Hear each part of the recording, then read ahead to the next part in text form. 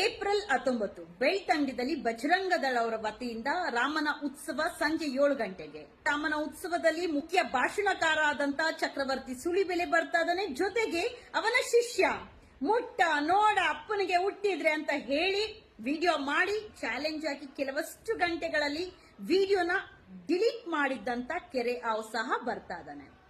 ರಾಮನ ಹೆಸರಲ್ಲಿ ಬಂದು ರಾಮೋತ್ಸವ ಹೆಸರಲ್ಲಿ ಬಂದು ರಾಮನ ಬಗ್ಗೆ ಮಾತ್ರ ಮಾತಾಡಿ ನಿಮ್ಮ ಭಾಷಣ ಆಗಿ ಹೋದ್ರೆ ತುಂಬಾ ಒಳ್ಳೇದು.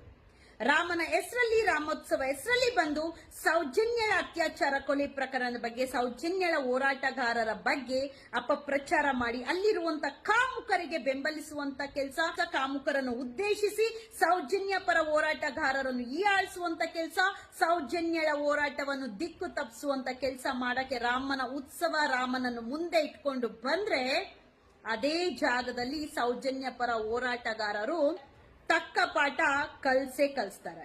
ನಮ್ಮ ಹಿಂದೂ ಹೆಣ್ಣು ಮಗಳಾದಂತ ಸೌಜನ್ಯಳ ಅತ್ಯಾಚಾರ ಕೊಲೆ ಪ್ರಕರಣಕ್ಕೆ, ಧಾರ್ಮಿಕ ಕ್ಷೇತ್ರ ಆದಂತ ಧರ್ಮಸ್ಥಳದಲ್ಲಿ ನಡೆದಿರುವಂತ ಪ್ರಕರಣಕ್ಕೆ ನ್ಯಾಯ ಸಿಗಲೇಬೇಕು ಅಂತ ಹೇಳಿ ಸೌಜನ್ಯ ಪರ ಹೋರಾಟಗಾರರು ಈ ರಾಜ್ಯದಿಂದಲ್ಲ ದೇಶದಿಂದ ಧ್ವನಿ ಎತ್ತಿ ಕೂಗ್ತಾ ಇದಾರೆ, ಜಸ್ಟಿಸ್ ಫಾರ್ ಸೌಜನ್ಯ ಅಂತ ಹೇಳಿ. ನಿಮ್ಮ ಉದ್ದೇಶ ರಾಮನ ಉತ್ಸವ, ಅದು ಬಿಟ್ಟು ಸೌಜನ್ಯಳ ಪ್ರಕರಣವನ್ನು ದಿಕ್ಕು ತಪ್ಪಿಸೋದಕ್ಕೆ ರಾಮನ ಹೆಸರು ರಾಮನ ಉತ್ಸವ ಆಗಿದ್ರೆ ನಿಮಗೆ ಧಿಕ್ಕಾರ ಕೂಗುವಂತ ಕೆಲಸ, ನಿಮಗೆ ಚೀಮಾರಿ ಹಾಕುವಂತ ಕೆಲಸ ಅದೇ ಜಾಗದಲ್ಲಿ ಸೌಜನ್ಯ ಪರ ಹೋರಾಟಗಾರರು ಮಾಡೇ ಮಾಡ್ತಾರೆ. ಎಚ್ಚರ ಇರಲಿ. Justice for Soujanya.